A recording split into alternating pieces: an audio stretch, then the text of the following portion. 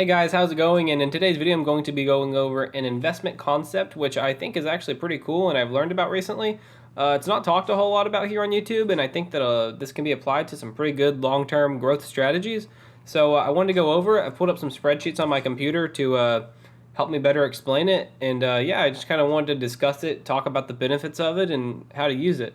That being said, I'm going to pan it over to my computer screen and we're going to go over it.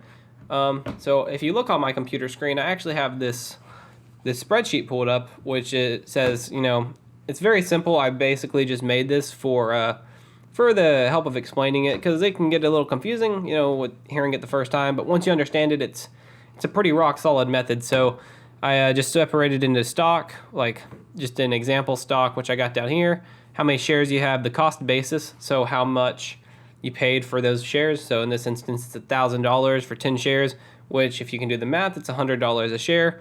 The value of the stock when you're going to sell it, the value essentially of your cost basis. So $5,000 for 10 shares. So it went from each share being worth $100 to $500. And the return you made, which would be $4,000, you just subtract the difference. So essentially the financial concept is you put money into a company and it profits. And this is just like maybe you play a short-term position, maybe you're just picking up some stuff for the long term, but essentially it's not a company that you're gonna put a large amount into forever, but you can essentially get free shares if you follow this method. So let's just take, for example, any random company. So like I said, say it was $100, the value of each share popped up to $500, and the return's $4,000. So essentially what you would do is you would sell 8 shares of it. And the reason where I got that number 8 from is because if you think about it, each share is now worth $500. So that initial $1,000 that you invested in, you still have in the company, and you literally just took your profit out of it. So you would have like less than 10 shares, you'd only have 2 shares, but you would take away $4,000. Now I'm going to take off, I made another line right here, which you'll see now. It's the new position, which is 2 shares. The cost basis is still $1,000. It's worth $1,000 because that's the price that that's essentially the value that you just bought in at or sold at. And so then what's your return? You have $4,000 in capital. So essentially you took the profit that you made, literally just pulled it out, and now you have a new position, which is less, but you have all this capital that the stock earned you.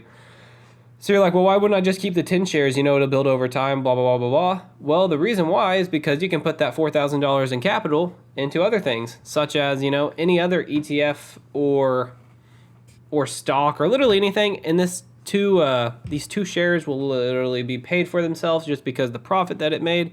And then it's just going to start compounding interest. And if you're on a drip, then this shares number will grow over time. It'll go to 2.1, then like 2.2, 2.5. It'll just grow over time depending on the company. This is all very hypothetical, but I thought this was a really cool concept that I read about in the book Rich Dad Poor Dad, which I'm sure you've heard about. I actually have a link to it down in the description if you want to check it out. But it's a very cool financial concept, and there's not a lot of people talking about it online. So with that being said, I can pull up. Let's go to Robinhood, and we can just pull up any stock to hypothetically talk about it. And if you actually look at my Robinhood account, which is pulling up right now, it only has like $100 in it because I'm doing the $100 Robinhood challenge that I've made in a prior video. But let's just take some Coca-Cola stock, for example, and I'm going to show you, I'm going to run through essentially how this could work. So what is Coke? I believe it's KO. Cool. So now we got Coca-Cola stock pulled up, $45.57 a share. So I'm just going to use the exact same spreadsheet that I was using earlier just for convenience sake. So let's say Coke is the stock. So we'll do K, and let's just say we bought 100 shares of it. So it's actually going to be $4,557 is about what the position is going to be. So assuming that you make a decent return on it, you're going to see, like, let's say it pops up to $50, for example, because I'm trying to do like a realistic example here. I don't want to just do an example that's like, not really, that's only hypothetical. I want to like Coca-Cola hits $50. So, $100 times 50, it's $5,000. So your value would jump up to $5,000. And the difference is, let's see, 443. So then you would take that $443 return and you would divide it by how many shares you can buy. So $443 divided by 45.57, which is the price of the stock. And this is like the simple way to calculate it out. So you're going to get about, let's see, 443. I need to do the divide. And the answer is you're going to have about 9.7 shares of this. So then you essentially got 9.7 shares for free if you would have invested, that money, and it would return this much. So I'll just go over that again, just walk through it one more time. So if you were to invest 100, or if you were to buy 100 shares of Coca-Cola at $45.57 a share, it would cost you $4,557. Now, if that stock goes up to $50, which is very possible, you would, make a return of $443. And so essentially what you would do is pull out all your original capital, $4,557, and you would be left with that return of $443.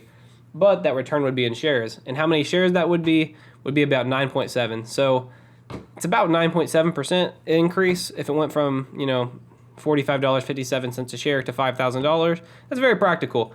Coca-Cola is a bad example because I essentially want to hold Coca-Cola for life.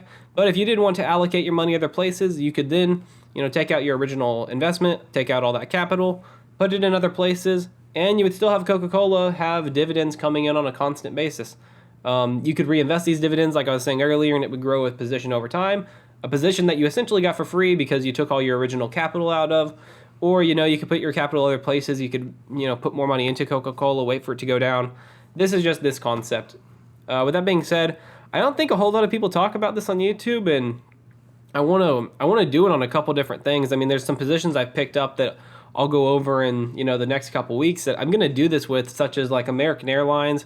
A lot of people are selling. I'm waiting a little bit to sell, but I'm going to do it with American Airlines.